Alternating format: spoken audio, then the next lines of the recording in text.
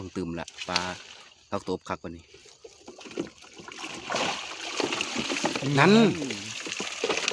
ไม่เคยพลาดไม่เคยพลาด1 แต้มแล้วนี่แต้มสวยอยู่พี่น้องแต้มสวยอยู่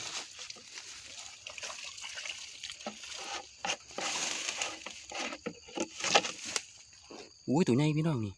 หัวคูรูเลยจะพุ่งมากก่อน